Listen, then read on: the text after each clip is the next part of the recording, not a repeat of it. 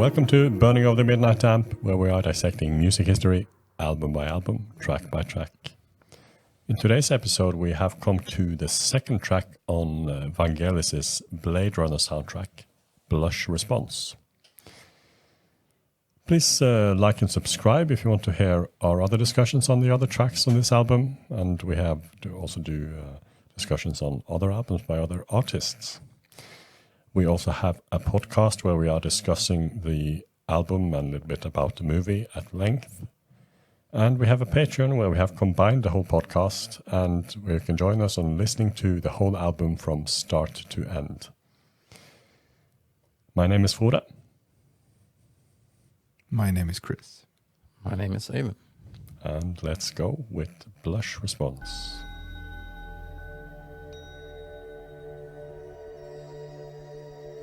Do you like our owl? It's artificial? Of course it is.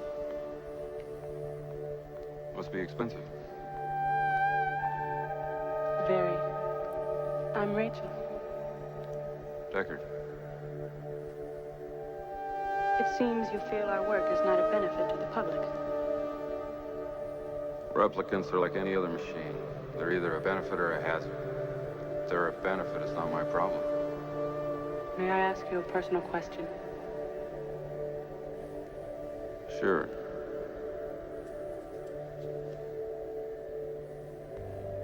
Have you ever retired a human by mistake? No. But in your position, that is a risk.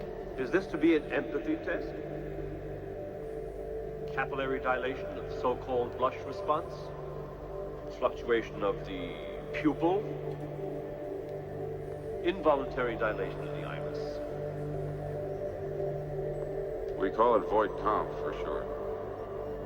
Mr. Deckard, Dr. Eldon Terrell. Demonstrate it.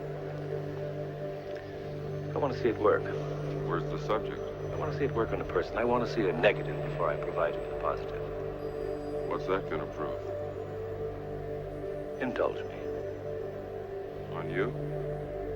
Try her.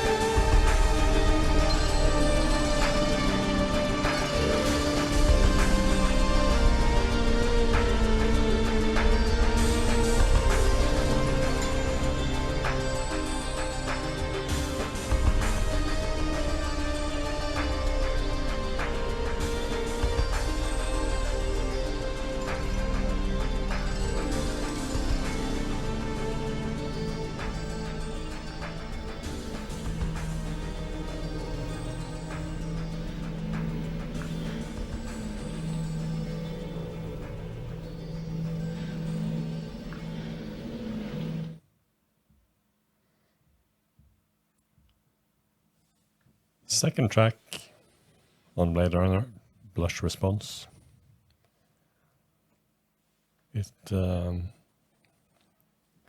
was not actually used in the movie. It was recorded, at least reportedly, back in 1982, but not used in the movie. And interestingly enough, on the album, it's one of the tracks that actually sounds like a soundtrack, I would say. Sounds like it's from a movie, to me at least. This track opens with a slow atmospheric part before the beat comes in, and that has a long sample of dialogue from the movie. It's Harrison Ford playing Rick Deckard and Sean Young playing Rachel and Joe Turkel playing Dr. Eldon Tyrell, and they're at the headquarters of the Tyrell Corporation. It's the first time we meet them in the three of them. Yes, only Harrison Ford's character has been introduced before. And he then starts this interrogation using the Voigtkampf machine on Rachel, as they discuss in the introduction that is what Dr. Eldon Tyrell wants Harrison Ford's character to do. So Deckard starts, and then the music evolves into this beatier track that is quite different from most of the album, which is with less prominent beats, but it's more reminding me of the end titles of the soundtrack. I guess it's also the most Vangelis type sound. From what Vangelis was before and what he made afterwards. This is probably the track that reminds me more of the things Vangelis does, and he's just let loose. That's true.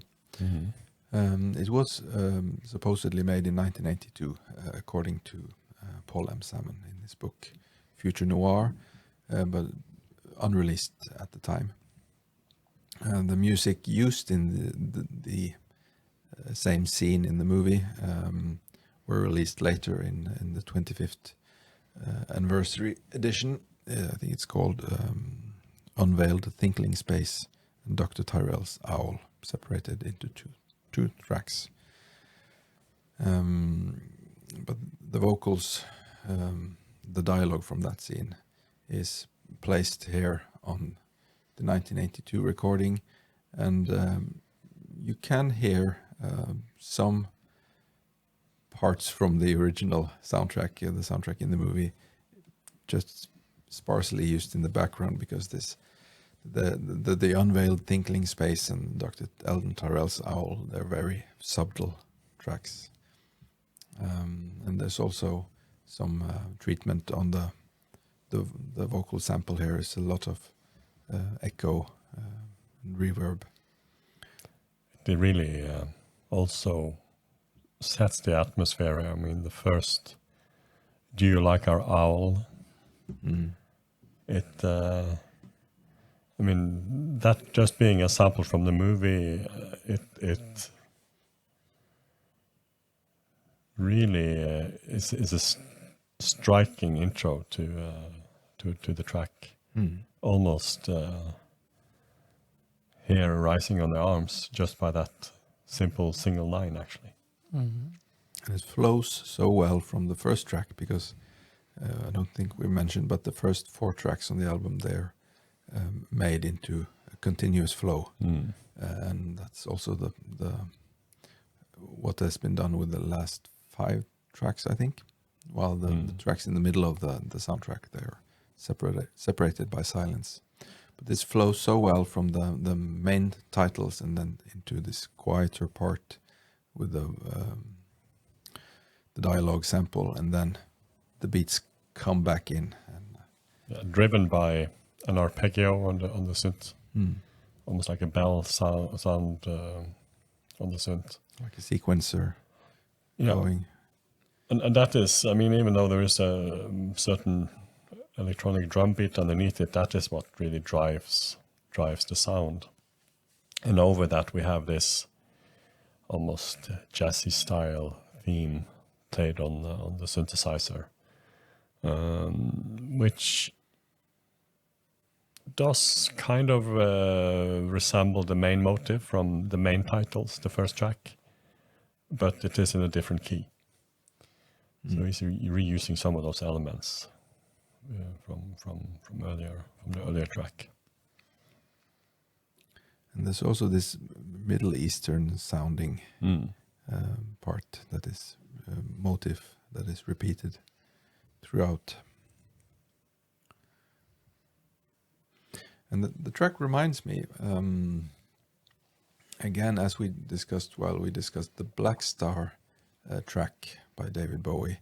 This also reminds me of a Massive Attack around early 2000, the 100th Window, and some other tracks that time period with ominous synths and Middle Eastern like themes in the music, and then beats, repetitive, heavy beats.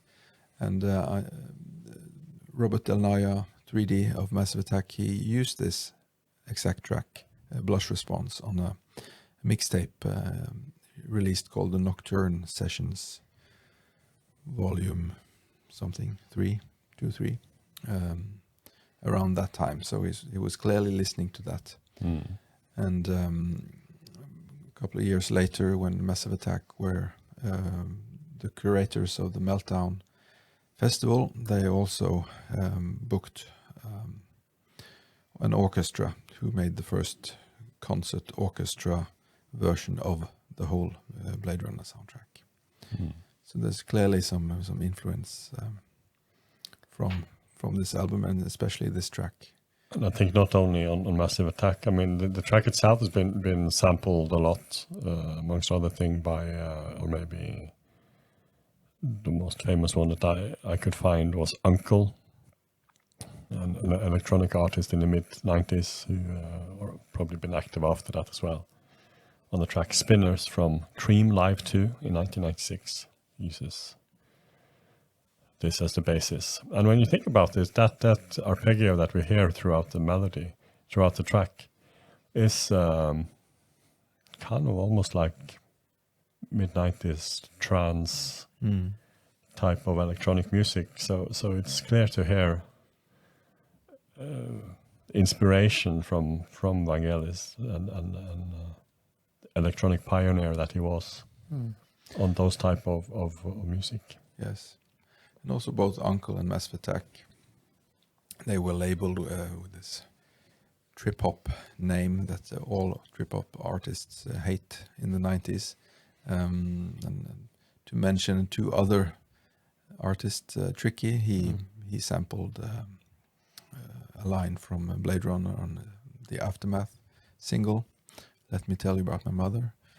And he's also interviewed in a documentary on the Blade Runner sequel soundtrack. And Martina Topley Bird, who also sang on this mentioned Tricky track, Aftermath, and did a lot of singing with Massive Attack during the years. Her solo album, The Blue God, from 2009, I think. They explicitly wanted a Blade Runner feel, both in the music and visually in some press photos. So there's definitely been viewings of Blade Runner in Bristol. Definitely.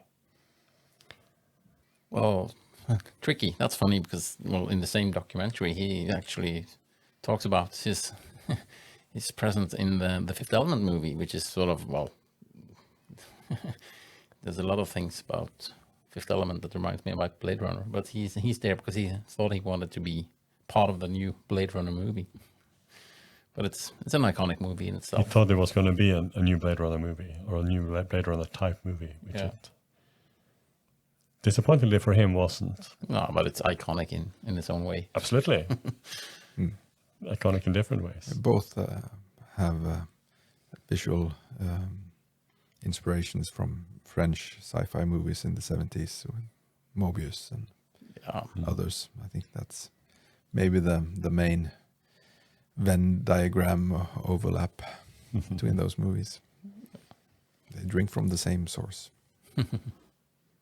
And I think we end it there. And please remember to like and subscribe to hear our other discussions of the other tracks on this album. And then it's only for us to say thank you for viewing and goodbye. Goodbye. Goodbye.